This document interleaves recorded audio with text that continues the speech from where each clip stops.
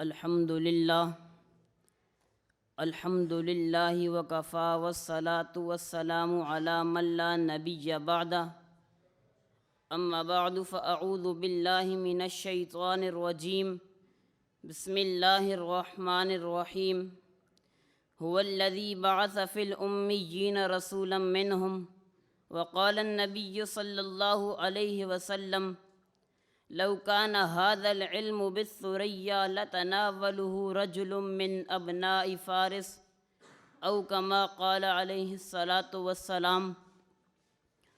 بتا رہا ہے ہمیں ثریا عروج ماں میں ابو حنیفہ، بتا رہا ہے ہمیں ثریا عروج ماں میں ابو حنیفہ، بلند تر ہے فلک کے تاروں سے بھی مقام ابو حنیفہ۔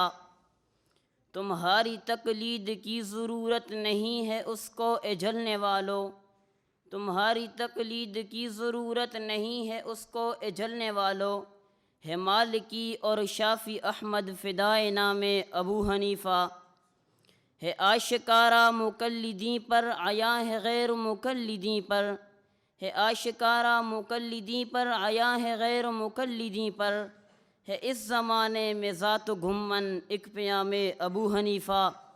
مخالفوں کے قدم کو توڑے جو سازشوں کو اکھاڑے جڑ سے، مخالفوں کے قدم کو توڑے جو سازشوں کو اکھاڑے جڑ سے، زبان گھمن ہے ایسی تلوار بھینیام ابو حنیفہ۔ میرے انتہائی واجب الاحترام مرکز اہل سنت والجماعت احناف دیوبند سے تعلق رکھنے والے غیرت مند غیور سنی نوجوان بھائیوں، میں آج آپ حضرات کے سامنے جس عنوان پر گفتگو کی جسارت حاصل کرنے لگا ہوں وہ ہے شان امام اعظم ابو حنیفہ رحمۃ اللہ علیہ۔ اللہ تعالیٰ نے 4 پیغمبروں کا انتخاب کیا ہے، لیکن ان میں سے سب سے بڑا سردار محمد مصطفیٰ کو بنایا ہے۔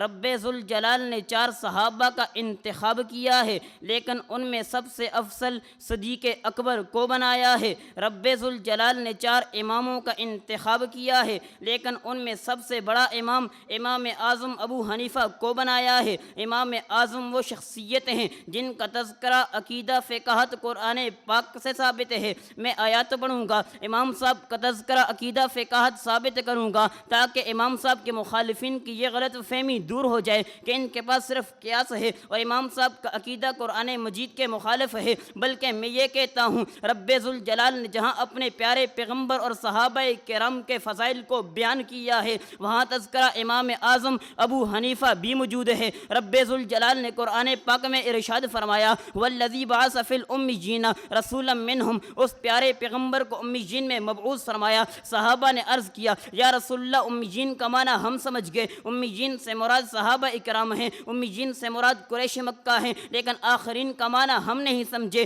تو حضرت محمد مصطفیٰ صلی اللہ علیہ وسلم نے سلمان فارسی رضی اللہ تعالی عنہ کے کندھے پر ہاتھ رکھ کر فرما دیا لو کان ھذا العلم بالثریا لتناولہ رجل من ابناء فارس، اگر زمین سے علم اٹھ کر ثریا ستارے کی بلندی تک پہنچ جائے، فارس کی نسل کا ایک نوجوان اس علم کو حاصل کرے گا۔ علامہ جلال الدین سیوطی رحمۃ اللہ علیہ اس حدیث کی تشریح میں لکھتے ہیں قد بشر النبی بابی حنیفہ، اس حدیث میں پیارے پیغمبر نے امام اعظم ابو حنیفہ کی خوشخبری دی ہے۔ امام ابن حجر الشافعی رحمۃ اللہ علیہ اس حدیث کی تشریح میں لکھتے ہیں ان ابا حنیفہ مراد من ھذا الحدیث ظاہر لا شک فی، اس حدیث سے مراد امام اعظم ابو حنیفہ ہیں، اس میں کوئی شک نہیں۔ میرا امام وہ ہے جس کے اس دھرتی میں آنا رب کے قرآن سے ثابت ہے، میرے امام کا تذکرہ قرآن پاک سے ثابت ہوا، میرے امام کا عقیدہ بھی قرآن پاک میں ہے۔ رب ذوالجلال نے ارشاد فرمایا وَلِلَّهِ الْمَشْرِقُ وَالْمَغْرِبُ، مشرق میں بھی اللہ ہے مغرب میں بھی اللہ ہے، فَأَيْنَمَا تُوَلُّوا فَثَمَّ وَجْهُ اللَّهِ، آپ جہاں چہرہ پھیرو وہیں اللہ ہے۔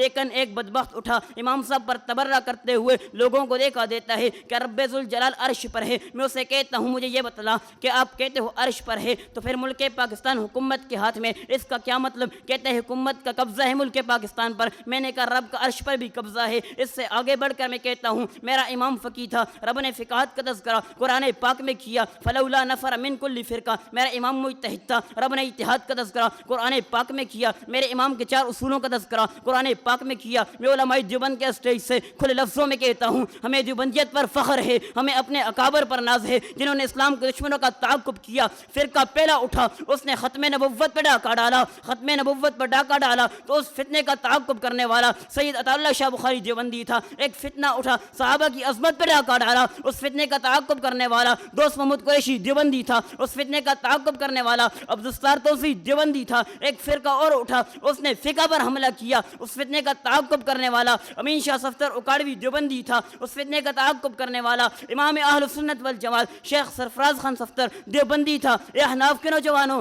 اگر آپ نے اپنی فقہ کا تحفظ کرنا ہے پھر استاذ محترم متکلم اسلام حضرت مولانا محمد الیاس گمن حفیظ اللہ کی قیادت میں دلائل سے تیاری کر کے یہ اعلان کر دو، ہر سمت میں چلتی کرنوں نے افسون شب غم توڑ دیا، افسون شب غم توڑ دیا، اب جاگ اٹھے دیوانے، دنیا کو جگا کر دم لیں گے۔ وآخر الدعوانا الحمد